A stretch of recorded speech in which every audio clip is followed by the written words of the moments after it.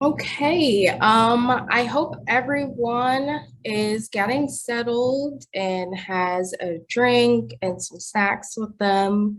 We're super excited to be hosting this editor's pick session today. So welcome everyone. My name is Deidre Dumpson and I am the Retail and Library Success Manager here at Edelweiss by Above the Tree Line.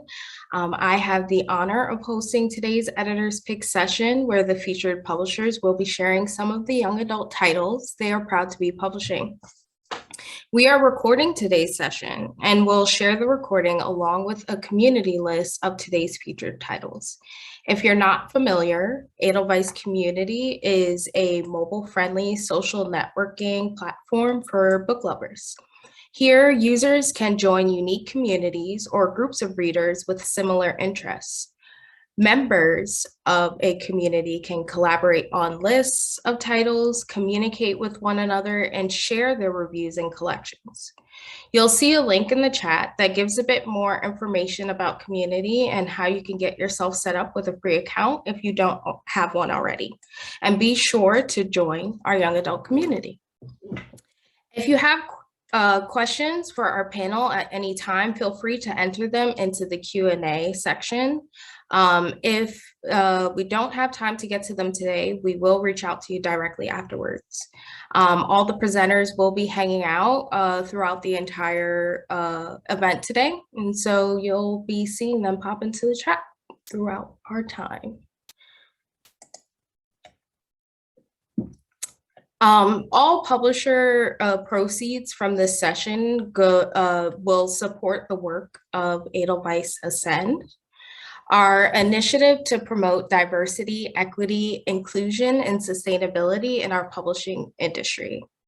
This driving mission underlines all the work that we do as a company, and Edelweiss Ascend accomplishes this goal through investing in organizations doing great work, providing access to internships and scholarships, and amplifying marginalized voices.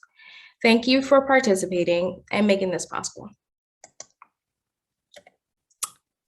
So Tony K. Bambara once said, as a culture worker who belongs to an oppressed people, my job is to make revolution irresistible.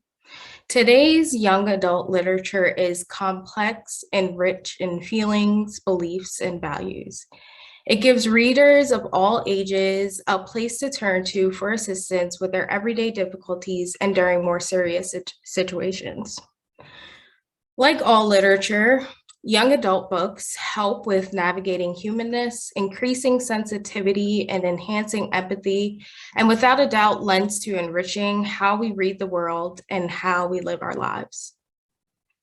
What I find makes young adult literature special and why I mentioned Tony K. Bambara's quote is that young adult writers are master creators and have found unique ways to invite readers to think deeply but find joy in the process of doing so. So today we're going to hear about an amazing collection of books, 18 to be exact. What I love most about this list is the range in storytelling. Each of these titles not only explore various themes, but there is also a spectrum of writing styles and techniques. Not one of these books are like another on this list. You'll find some fantasy, graphic novels, nonfiction, and much more, all filled with timely stories. So get excited because whether you're a bookseller, librarian, reviewer, or just a passionate reader, you're definitely going to leave with some books on your TBR list. And don't worry, we'll send out links to all of these books so you can learn more after this session. Many of the books featured today have review copies available, so be sure to check out these titles in Edelweiss once we're done today. So we asked our publishers to suggest their favorite young adult picks to highlight today. Of those submissions, our editors picked committee selected the most interesting, the most unique, and the most powerful titles for today. We have representatives from 11 publishers who will each take just a few minutes and share why they're so excited about their selections. Across these publishers, you'll see some monsters, witches, heroes, and more with characters that are facing the world and in many cases themselves. So let's get into it. Now I'm going to turn the virtual mic over to Diane Mangan, from Andrews McNeil Publishing to talk about If Anything Happens, I Love You. Good morning, everyone. In 2021, If Anything Happens, I Love You won the Academy Award for Best Animated Short Film. It follows two parents after the tragic loss of their daughter in a school shooting and their journey back toward one another to begin healing. Ultimately, it shows what grief looks like and how people experience it. The movie has been viewed over 50 million times on Netflix and has more than 88 million views on TikTok. On sale in early September, the YA graphic novel is a companion piece and is a longer story told from the daughter's Rose's perspective. We follow Rose as her soul tries to help her parents reconnect, but we also learn how much life she lived in her short time. The title comes from the last text Rose sent before she died. The result is a beautiful example of how a short film and book can work together to tell the same story. In some ways, the book hits harder and is more raw than the film, but I think it ends with a promise that will resonate with readers. As Laura Dern writes in the foreword, it is a glimpse into the brutality of gun violence and a deep reflection on the tenderness, empathy, and courage found in grieving. It is a story that captures the quiet moments and colors of loss and grief. So while this is a book about death and loss, it is more than that. It is a book that gives readers permission to react to grief. We hope it can help kids reach out to their parents and start a thoughtful conversation about something all families hope never happens. In this graphic novel, we can see ourselves in grief, in pain, and most importantly, in the fight toward human connection, love, and acceptance. As the film's directors and authors of the book have said, there's a universal thought we can agree on. We all want our loved ones to come home. The graphic novel of If Anything Happens, I Love You is on sale September 6th in paperback and hardcover. Thank you, Diane. Ooh. All right. So next we have Becky Mons from Thomas Nelson, who will be talking about two books. The first is The Memory Index, which is coming out this August. Thanks. Again, my name is Becky Mons, and I'm the Associate Publisher of Fiction for Thomas Nelson. And it's my great pleasure to get to talk to you about two fantastic new young adult titles on our list, Wistress by Nadine Branis and The Memory Index by Julian Baca. I'm going to start with The Memory Index, Julian Baca's first book with us. It's best described as a fast-paced, coming-of-age, speculative YA novel set in an alternative 1987 that explores what would happen if an incurable disease ravaged human memories. The only way to restore memories is through a new technology called artificial recall, and that technology is, of course, controlled by a corporation that keeps a lot of closely guarded secrets. The story follows protagonist Freya, a Mexican-American high school senior who is mysteriously selected to attend Foxtail Academy, a boarding school in Tennessee where 500 students will trial a brand new tech that will hopefully make artificial recall obsolete. While on campus, Freya soon finds new friends in her roommate Ollie, B-list actor Chase, and handsome Fletcher Cohen. But the adrenaline of meeting new people quickly wears off when students start to vanish one by one. While the story flits between popular genres like dystopian, sci-fi, and action-adventure, at its heart, The Memory Index is about friendship, empathy, and what it means to embrace a reality impacted by loss. Julian has written a novel that doesn't shy away from the injustice of the world, but he also has managed to tell a story that marries beauty and heartache, joy and despair. And the result is an unforgettable journey with plenty of twists, turns, and 80s references. The Memory Index is the first book in a duology, and it is on sale August 9th as a jacketed hardcover. Moving on to Wistress by Nadine Branis. Nadine has made a name for herself as a YA fantasy author through her previous books, Fox and Romanoff, and has won or finaled for several awards for those two novels. While they are both fantastical twists on historical figures, Wistress is pure fantasy, no historical characters here. She has created an intricate Scandinavian-type historical feeling world where she really leans into the fantasy elements. It features a girl who is born as the Wistress. There's only one at a time, and her tears can grant wishes. She's been under the strict control of her grandmother since her powers were first discovered, and her family has gained a lot of wealth off of her tears, selling them to whoever can afford to buy them. But when a wish goes horribly wrong, she is cursed so that her next tear will kill her.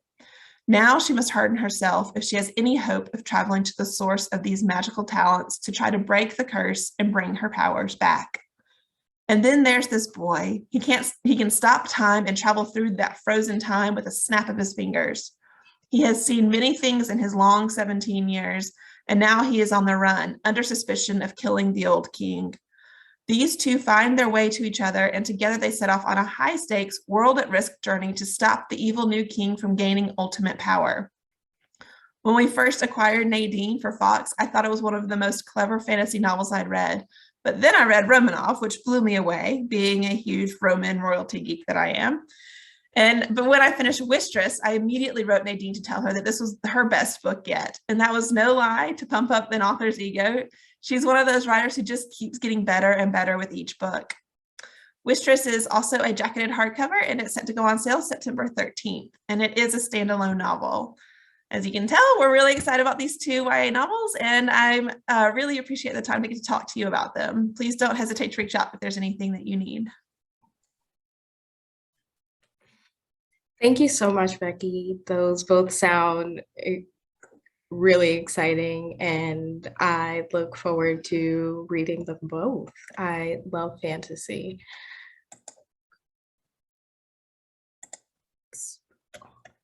All right, so next we have Valerie Pierce from Sourcebooksfire, and she will also be talking to you about two books that they have publishing this year. The first, Monsters Born and Me. Yes, thank you, Deirdre. So the next few minutes with me will be filled with magic, adventure, and danger. So I hope you're all ready and strapped in for that. This first one, Monsters Born and Made, is our big YA debut for the year. It's the one we're putting a lot against. We're all so excited about this one. I have a former bookseller who works for me, and she literally on a daily basis says how much she loves this. It's her favorite book that she's read in the past couple of years. And that excitement has just spread throughout Source Books. So why don't I tell you what this is about? Monsters Born and Made is by Tanvi Burra. The first sentence of this book immediately pulled me in. We hunt when the world sleeps. The South Asian inspired tale is a dystopian fantasy and teeth. Our main character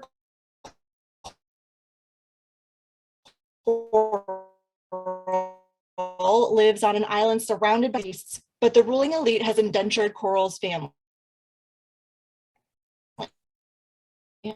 And she has no choice but to spend each day using something called, does someone say something? Valerie, I'm so sorry to interject. It's breaking up a little bit. Yeah, that's okay. No problem. Okay. I can try stopping my video and see. I'll interrupt if it doesn't. Yeah.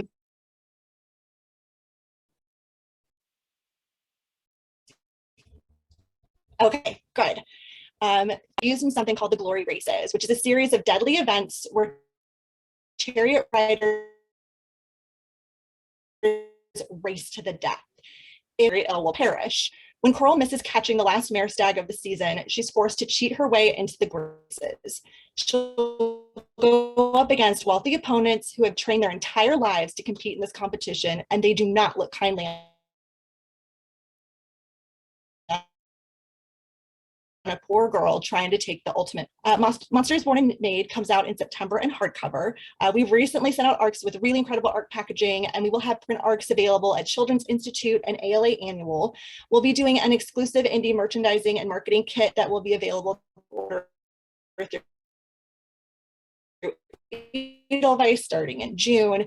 Tanvi is in India, so while she can't come over for in-person events this fall, she is so lovely. We've had a lot of conversations with her, and she will absolutely be up for doing any kind of virtual event that you could imagine. So make sure to reach out to me if you're interested in having Tanvi do virtual events with you. And my next book is coming up. It is called Wild is the Witch. Deirdre, would you mind switching over the PowerPoint? Thank you so much. This is by Rachel Griffin. Rachel Griffin's first book with Sourcebooks, and her debut was The Nature of Witches. It came out last year and immediately debuted on the New York Times bestseller list. And I expect nothing less for this new YA tale from her. Wild as the Witch follows Iris, a teen witch who's been forced to leave her home after a night of magic turns deadly. It doesn't matter that she used to be the quote-unquote golden witch or that she's been found innocent by the Witches' Council. Iris and her mother are forced to uproot their lives from their home in Nebraska and move to the Pacific Northwest, where they eventually run a wildlife refuge. After her past experiences, Iris is terrified to let anyone see her for who she truly is. At the core of this is the belief that no one will ever really be able to love her if she reveals her whole self to them. This obviously causes a lot of tensions for her, and she releases that by writing curses that she never intends to send and destroying them. And the person who really draws her ire is Pike. It's the intern on the wildlife refuge, who also happens to be a witch hunter in training. He has no idea Iris is a witch. She writes a particularly nasty curse for him and is about to destroy it when suddenly an owl swoops in, grabs the curse, and flies away. If the owl dies before Iris can reclaim the curse, her spell will turn everyone in her region into a witch. Most people will not survive the change, and the people who do will have no idea how to control their magic. It could completely destroy the Pacific Northwest, the place that Iris has come to love. Her only solution is to convince Pike that he has to help her track down this owl without giving him any reason why. As they venture deeper into the woods and their dislike for each other turns into another strong emotion, which is helped by an active nature, which forces them into one tent and one sleeping bag for the night, Iris will have to decide if she's willing to show Pike who she really is or if she'll risk lying to him and losing him. Wild as the Witch comes out in August in hardcover. For any of my indie bookseller friends on the call, Rachel will be at Children's Institute at the end of June, and we are doing an indie exclusive pre-order campaign for Wild as the Witch that will include a lot of fun swag, so just message me if you're interested in being a part of that. For any of the people on the call who love to support local businesses, we'll be releasing a list of participating stores in a few weeks. And there is one store where Rachel will be doing personalized signed copies of her books, and that's Elliott Bay Book Company in Seattle. Rachel also loves doing events. So please reach out to me if you're interested in having her come in person or virtually to your library or your store. And make sure that you order your books soon. Our first print run will include a beautiful slipcase. I don't know about you, but as a book lover, I cannot say no to a beautifully designed book. So that's it for me. Thank you so much. And I'm going to pass it. Yay, thank you so much, Valerie. I don't know if you saw in the chat, but someone said that your enthusiasm for your books is contagious, and that is exactly it. I love listening to you talk about your books, and I know everyone here is super excited for them. So there we go. Next, we have Alexa Waco from Soho Teen, who will be talking about What's Coming to Me. Thank you so much. I'm going to try to match Valerie's excitement levels, which won't be hard because I am very excited about this book. What's Coming to Me by Francesca Padilla is coming out on August 2nd, 2022. I'm getting ahead of myself, but it really is a great summer read for a number of reasons, but I'll start before that. This is a contemporary YA debut by Dominican-American author Francesca Padilla. This has the emotional undertones of really great contemporary YA novels like Emily Pan's The Astonishing Color of After, and Erica Sanchez's I Am Not Your Perfect Mexican Daughter is also a great comp, but it is overlaid with this kind of pulse-pounding thriller element that does touch on some socioeconomic issues in the vein of Tiffany Jackson's work. So it's got a really great milieu of awesome YA kind of in there, but it is a book that's all its own. This book, What's Coming to Me, stars 17-year-old Minerva Gutierrez. Minerva works a part-time job at Duke's, which is this kind of legendary ice cream stand on the boardwalk in her hometown of Nautilus.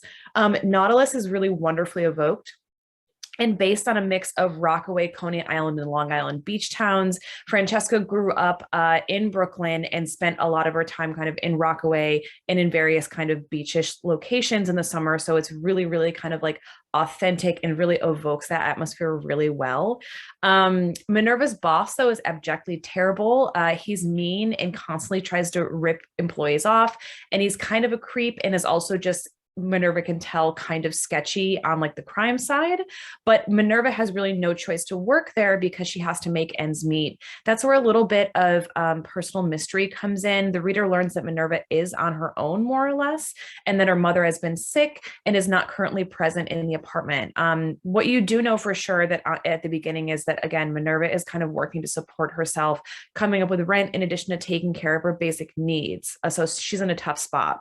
So in a really exciting first chapter, Duke's, the ice cream stand, actually gets robbed while Minerva is working, and the fallout begins to kind of echo into Minerva's life. The next day, she is unceremoniously kicked out of her Second Starts program at school for poor attendance, despite the fact that only a year ago she was an A+ student. At that point, Minerva is basically left with one option. Hatched with her incredible friend and neighbor Cece, they decide to pull off a kind of heist at Duke's in order to find money that's rumored to be hidden in the ice cream stand, which is what they find out is might have been the impetus for this robbery in the first place. And basically kind of the impetus around this is they're going to get what they're rightfully owed, getting revenge on Minerva's boss in the process. So it is like this awesome combo of revenge, this really kind of gritty crime story, and also just fundamentally about teenage girls, getting what they're rightfully due and figuring out how to really advocate for themselves and get what they deserve. And at the end of the day, Minerva wants out of her dead end town. She wants opportunities that, her mother really wanted for her too. And I think, despite their circumstances, that's relatable to a lot of teen readers. The steps they take to pull this kind of heist off, it includes recruiting an estranged friend of Minerva's from her quote unquote previous life, are kind of enough to sell this book, generally, like at its heart. But the heart really comes in as you start to puzzle the pieces together of what's happened in Minerva's life as she reveals kind of the memories of her complicated mother, her relationship with her mother. And again, I think without giving away too much, I think a lot of teen readers will really relate to that.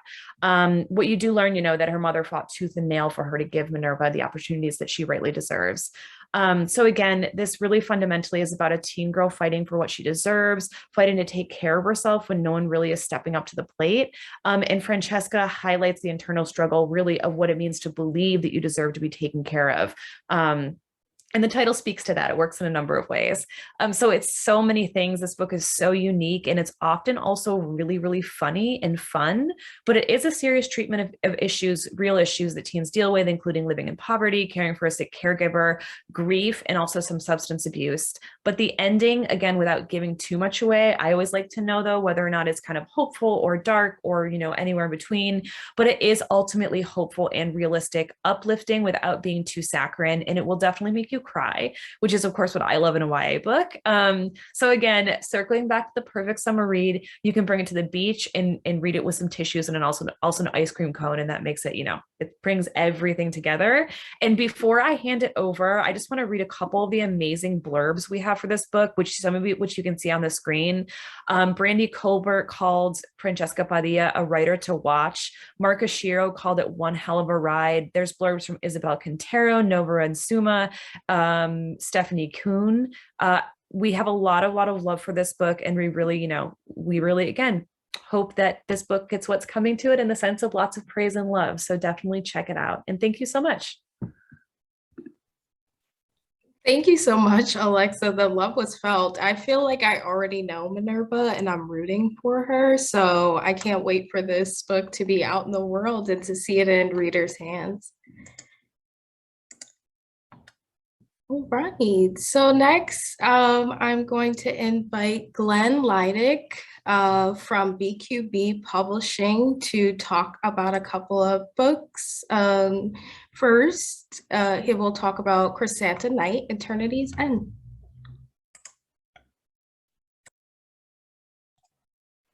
I guess it helps if I unmute, wouldn't it? Okay, put your dragon in park, holster your wand, and step in for an adventure worthy of the term finale. This is book 9 of the Chrysantha Night series, and it is the finale. Gianna, the author, has grown so much since the series began years ago, and it shows with her reviews and her and her writing and her cover designs, everything is stepped up over the years. This is a true fantasy. It's not a sci-fi disguised as fantasy. And the neat thing about Crescent tonight, and I don't know if you realize this, but she is the daughter of Cinderella. Everybody knows Cinderella. So this book has the ability to cross ages, not just YA, but there are some adult readers as well that really enjoy the book. Gianna is paying reverence to the classic fairy tales, and overall her main character's world is one that has respectfully moved on to tell a brand new story for the modern age and the modern hero. Crescenta has set good examples throughout the series of what strong, independent women should be. Gianna also markets very relentlessly with this, and she has partnered with Girls on the Run, Read to a Child, and Girl Scouts of the USA. She's not afraid to do in-person or Zoom calls, and she's done quite a few of those. She is based out of the Los Angeles area, and she currently has 6 events booked for the next 3 months for the release of this book and support of the others.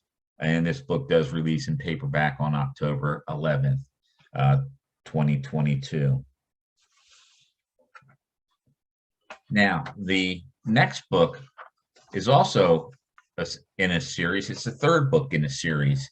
And it's not the finale, but Vanessa, the author, is a high school English teacher, and she lives in a small Nebraska town, and she's actually teaching in the high school that she graduated from. And it was her amazing students that inspired and encouraged Vanessa to draft a story for them and anyone looking for adventure about finding your place in the world. The 3 books in this series are about a post-pandemic dystopian world in 2090. Scary that it was, she was writing this about a pandemic just before COVID-19 hit, right? But she did. Book 1 is hope for the best, but do not expect it just to happen. Book 2 is tomorrow will be better when you learn from today. Now, this book is prepared for the worst. Who can you trust when everyone is hiding something? With this being book 3, it answers the questions from book 1 and 2, then leaves you with an appetite for the next book. Her marketing will also be to support the YA sellers, and her devotion to the series is focused on the local bookstores and the high school librarians. And I was looking for something to say, and I read this review that somebody wrote about the book, and it sums it up perfectly. I am a school librarian and partnered with 2 high school classrooms to read Hope for the Best. Students were taken on an apocalyptic adventure across deserted lands with troubles along the way. Students were left with the cliffhanger. What are the meeting of the pendants between these 2 unlikely friends? Vanessa, the author, was also kind enough to Zoom with our classrooms. She read a chapter out of the book and then allowed our students to ask questions. We can't wait to read books 2 and 3. So she's out there supporting, like Gianna, on her side, and with Zooms and in-persons.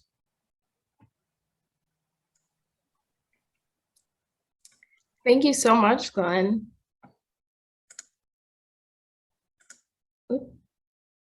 All right, so next we have Meg Gertner from Flux Northstar Editions, who will also be talking about a couple of books that are coming out soon. And so I will turn it over to you, Meg.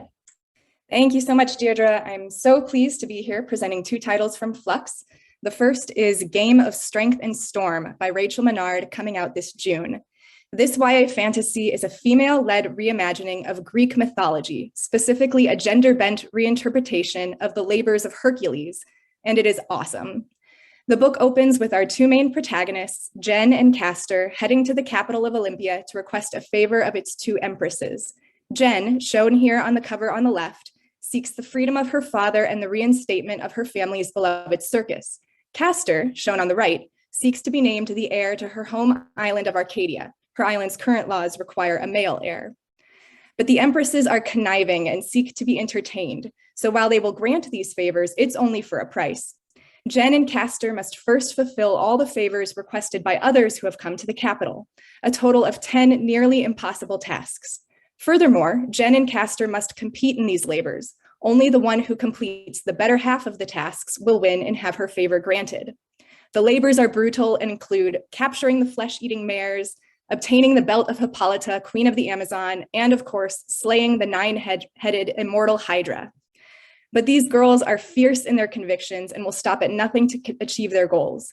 Soon, all of Olympia is witness as they pit their unique strengths against each other. So we have Jen, who is impulsive but kind. She has inhuman strength thanks to her Amazon ancestry, as well as mind magic, which allows her to communicate with animals. She also has the help of Castor's twin brother, who's secretly been pining for her for years. And then on the other hand, we have Castor, who is calculating, unscrupulous, and rich. And she's also a storm maker, able to harness the power of the storms. From the opening sequence in which Jen travels in the mouth of a whale and Castor travels in a flying chariot, this book is fast-paced, action-packed, and wildly imaginative in its diverse world building. And I can't recommend it enough for anyone seeking a thrilling escapist read. It's also book one of a duology. The sequel, Clash of Fate and Fury, is coming out in March 2023. But for now, we have Game of Strength and Storm available in paperback this June. The next title I'm here to present is Goth Girl, Queen of the Universe by Lindsay's Roll, coming out in July. And I was hooked from the very start with this YA contemporary.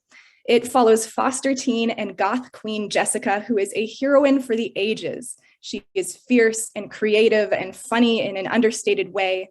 Jess was claimed by the state after her mother's schizophrenia made her unstable. And so as a foster teen who's been in the system since she was 7 and bounced around between foster homes, Jess is tough.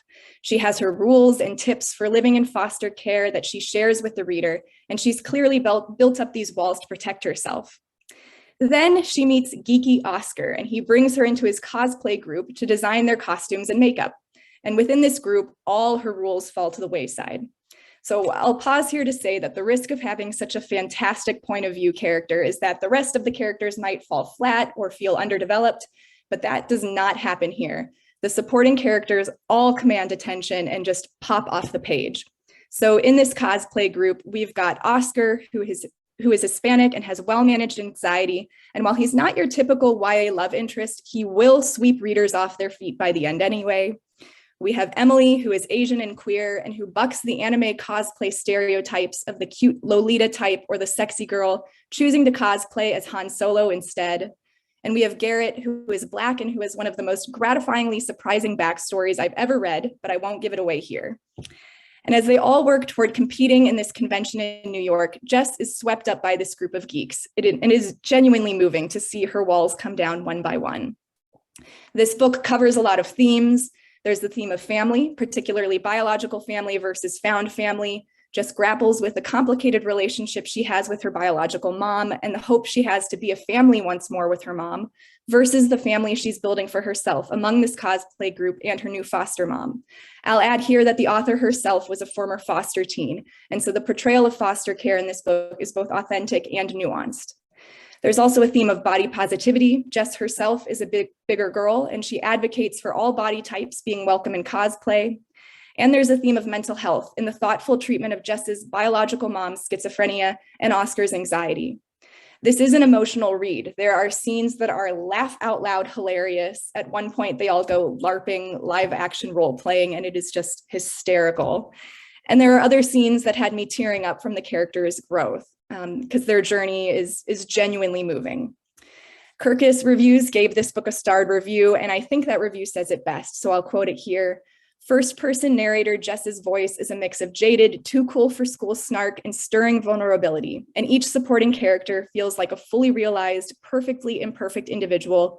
These geeks will warm even the coldest, darkest hearts.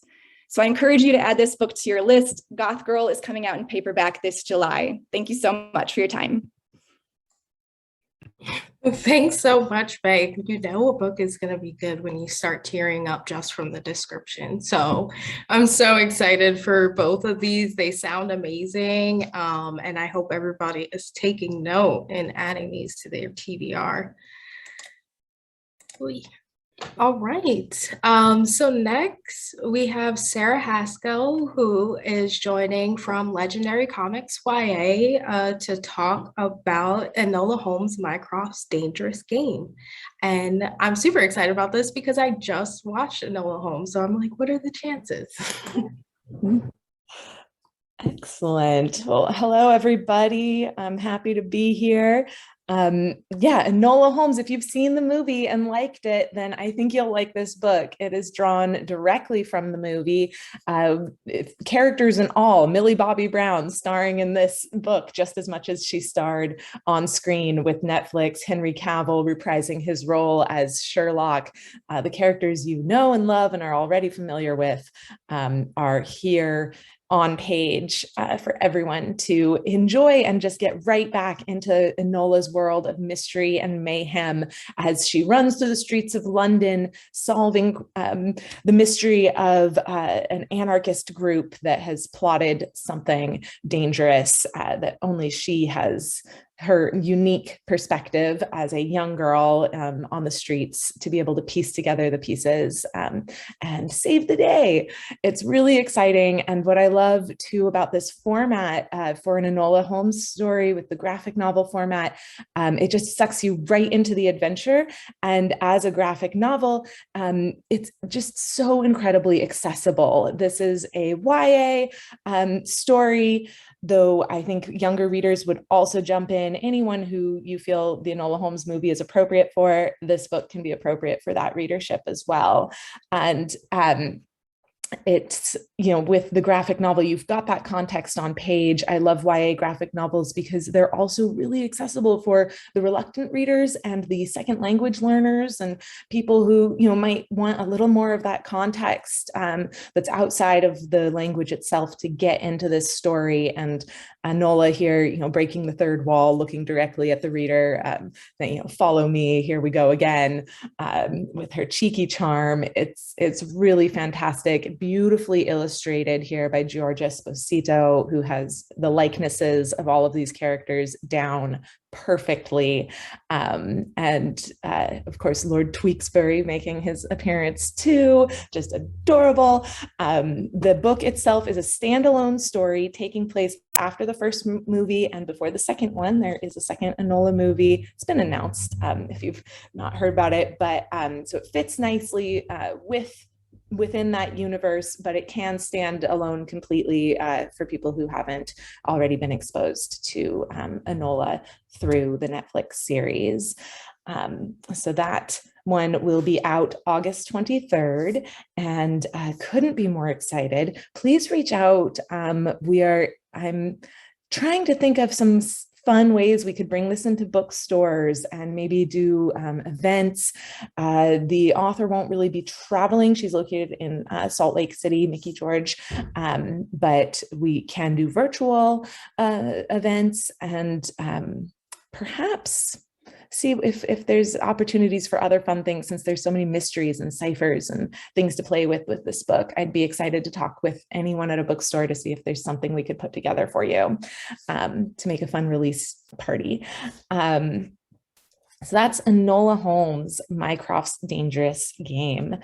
And I know I did have another title here. So this one's backlist. It came out last year, but also by Mickey George, The Heart Hunter. And this one I absolutely love. I see in the Q&A or any of these books queer. This one is every shade of soulmate. She explores that idea of what does a soulmate mean on this cursed island. People's hearts are outside of their bodies until they find their soulmate, where you absorb their heart and the soulmate absorbs your heart, and you can escape the cursed island and go on to live a life. But until then, nothing ever changes and you live in the same place. So some people will hire heart hunters to find their soulmate and kill them before they ever become mortal themselves, so they can continue to live their immortal life on this island. Beautiful illustrations. I don't know if my video is on, but the artwork here is just gorgeous and a stunning sort of Art Deco style here.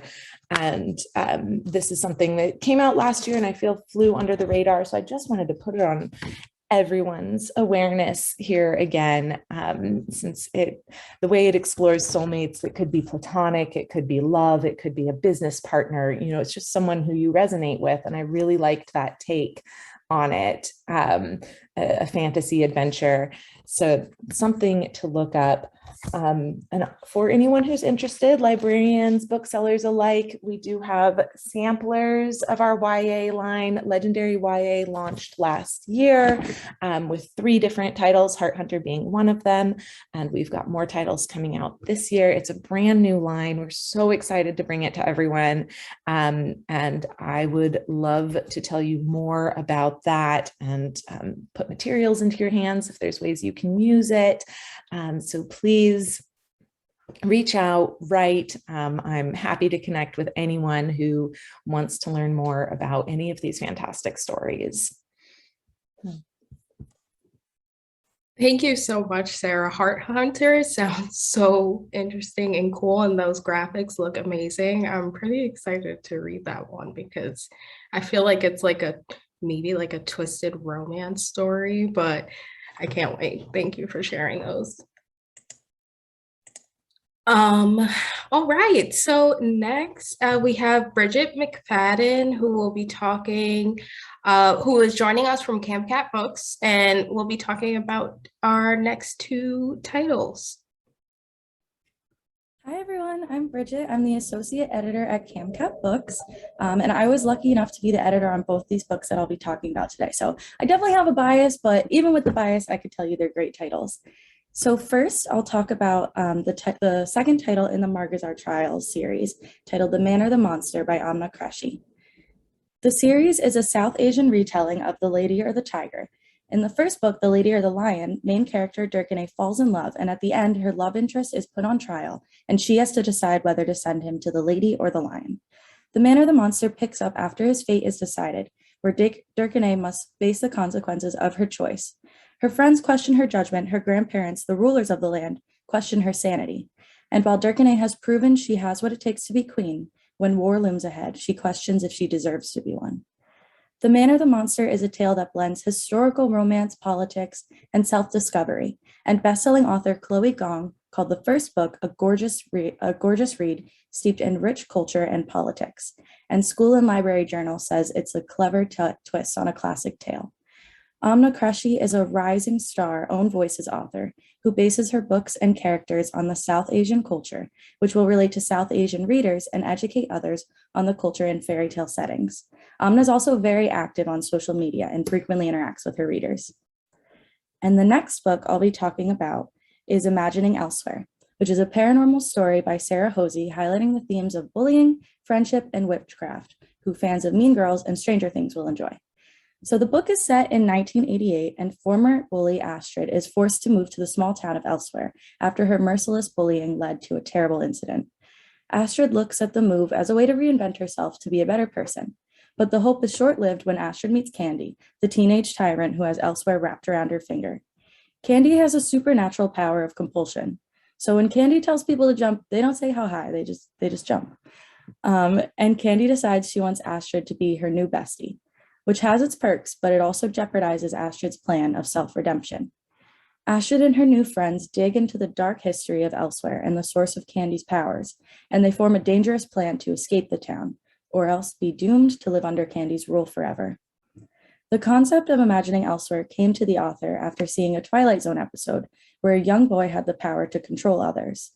The author also did something really different with this book. She included footnotes.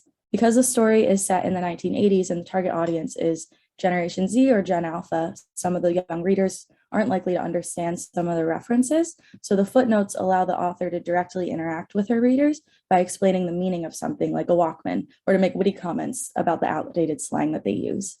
And this book, it will be great for teens, parents, and educators to discuss the effects of bullying, in addition to the themes of mental health and giving forgiveness to those who have bullied others. Thank you guys so much. Thank you, Bridget. That sounds like such a great book to like have a book club that crosses all age ranges and just have folks kind of be in conversation together. I love it. All right. Moving on, we have Jonathan Eaton from Tilbury House Publishers, who is here to talk about Big Lies. Thank you. Tilbury House children's books are distributed by W.W. Norton.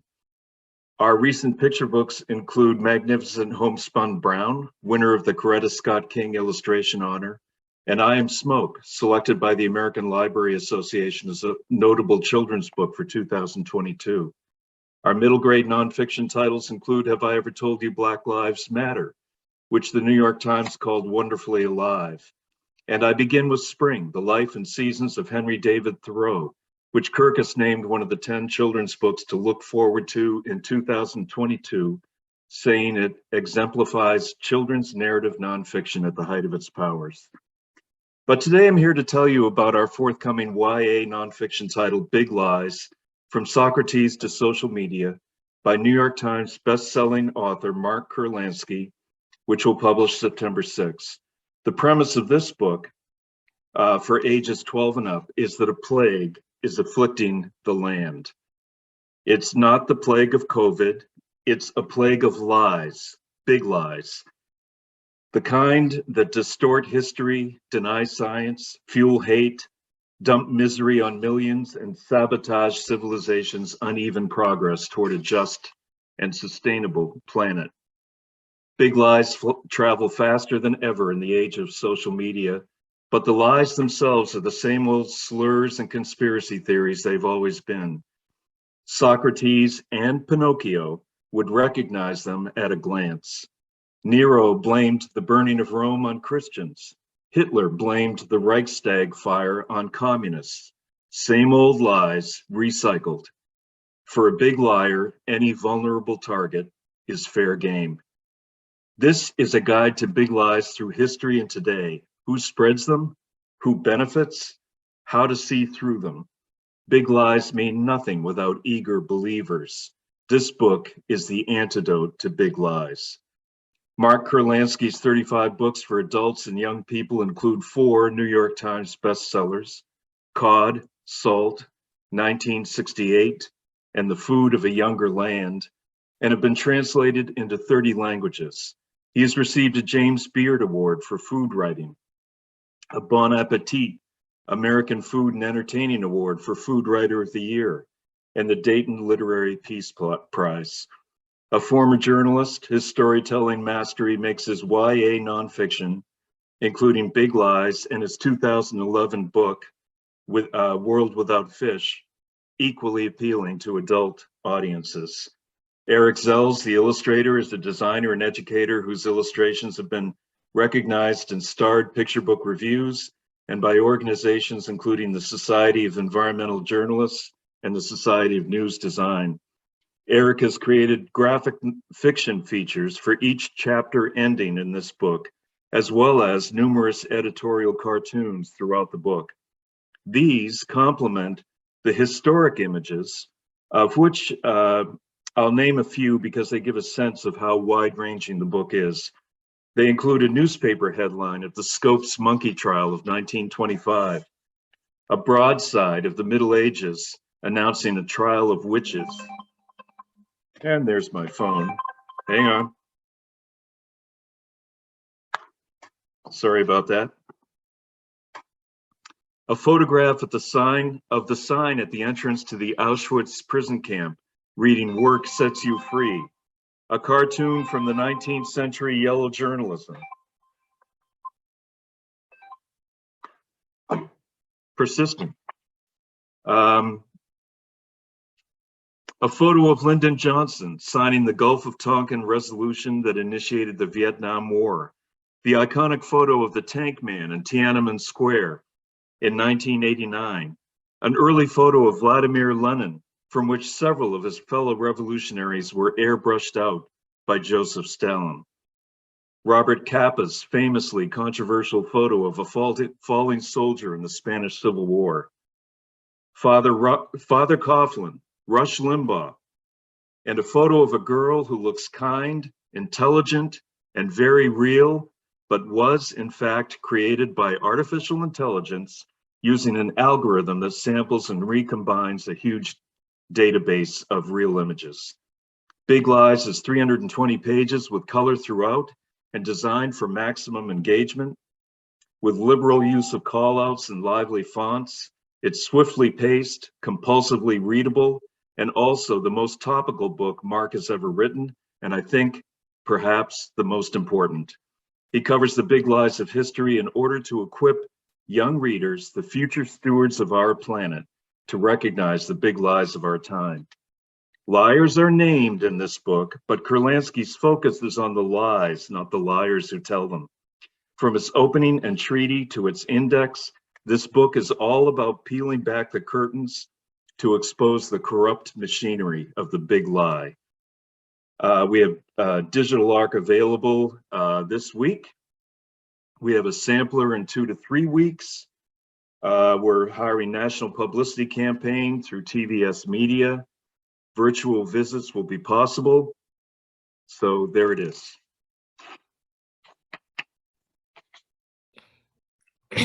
Sorry.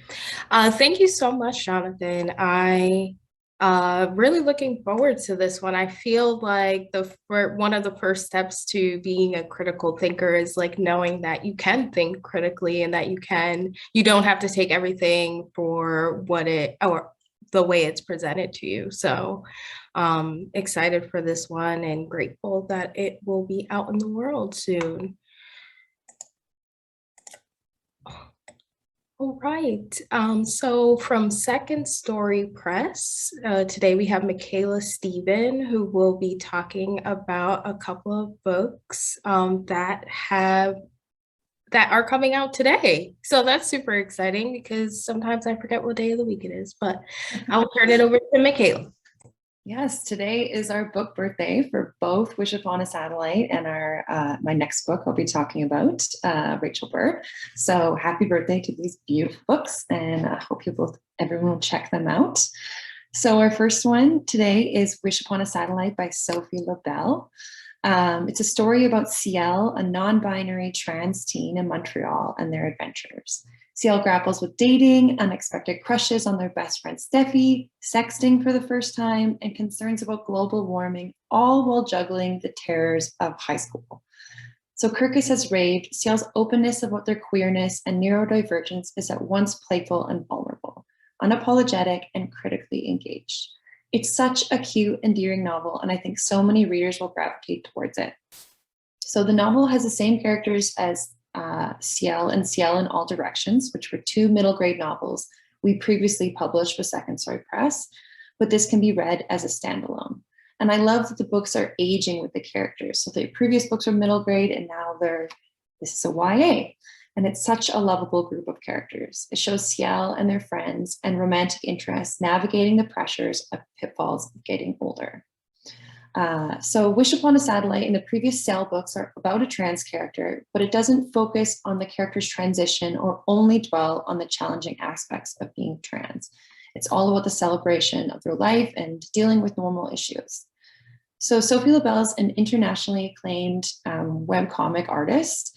Their webcomic Assigned Male features the character Ciel and has a huge following on a number of different online platforms. Sophie has a huge online following as her Facebook page at Sophie Labelle has more than 180,000 followers. And she also has a popular followings on Instagram and Twitter as well. So I definitely recommend checking out that one. It's an excellent book. And if you mind changing for the next slide, our next book is Rachel Bird, which is a compelling YA mystery story centered on a teenage girl unraveling a slew of family secrets. So after the death of their mother, Rachel and their little sister are sent to live with her grandparents in a 100 Mile house, which is a rural community in British Columbia, Canada. Until a few months ago, Rachel didn't even know that these people and her grandparents existed. So Rachel is a strong, witty, and sometimes sarcastic teenager who's very protective of her little sister, Jane. The novel deals with some hard-hitting issues, including teen pregnancy, grief, and suicide. But it's also a story about love and community as Rachel slowly starts to love living on the ranch with her newfound family, while she also figuring out this mystery of what's happening and all the secrets too. So Kirkus has praised Rachel Bird as, quote, Becky Citra measures out mysteries and revelations while chronicling a summer of discoveries, some tragic, even gruesome, but others that give Rachel a whole new version of her mother, her family, and of her own life.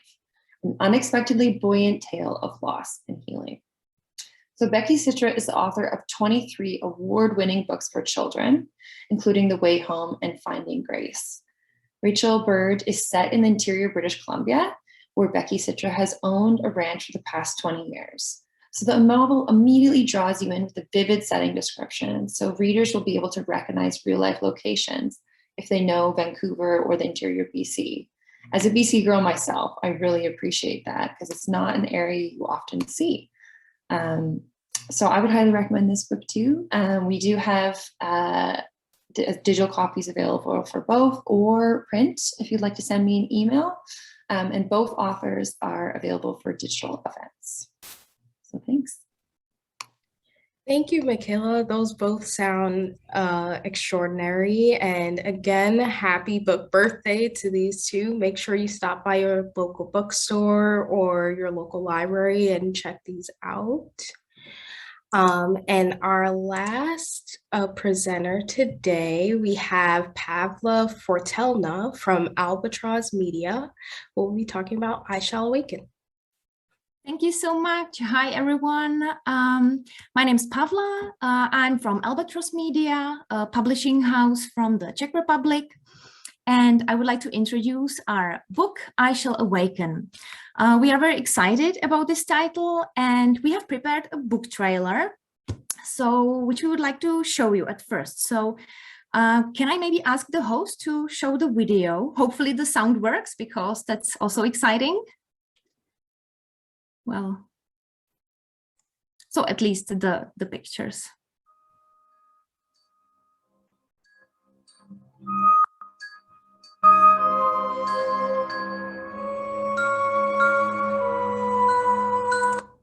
Oh, sorry.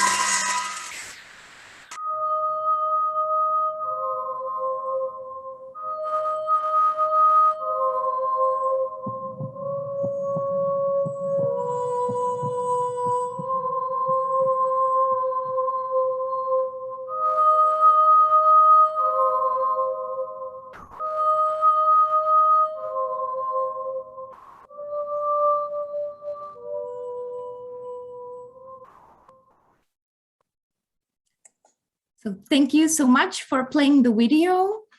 So it was to bring out the right atmosphere. And now just imagine a remote village in the mountains, no specific place, no specific time. During the winter solstice ceremony, a group of teenagers shows up. They disappeared 12 years ago. So what has happened to them? And most importantly, why is the youngest one still missing?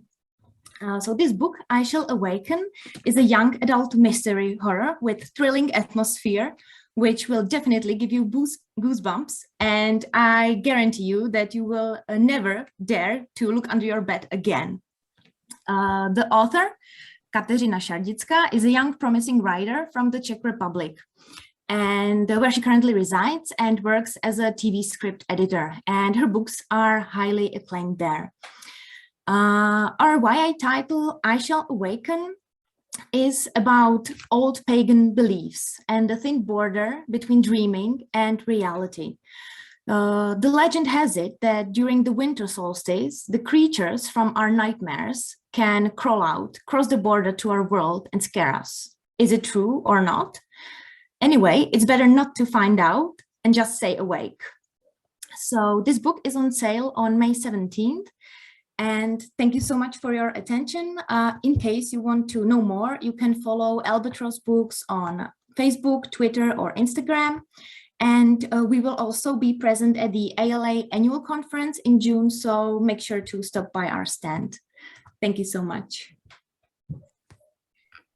Thank you, Pavla. I think you really got people excited with that video. So it was awesome. And yes, the cover is stunning. So be on the lookout for that coming out soon. So that is it for our presenters today. I hope that everyone was able to find a book or two, or maybe 18 that you are excited for and would like to add to your cart today. As we said before, make sure that you check these out in Edelweiss. The session today was recorded, so we will be sharing the recording along with the community list. Be sure to reach out to the publishers with any questions or to inquire about setting up an event. And also make sure that you pick these up at your local bookstore, local library, when they are officially out in the world. Thank you all again. Thank you to our presenters and publishers for joining us. This was an amazing list of titles, and I hope that everyone had a good time spending their afternoon with us today.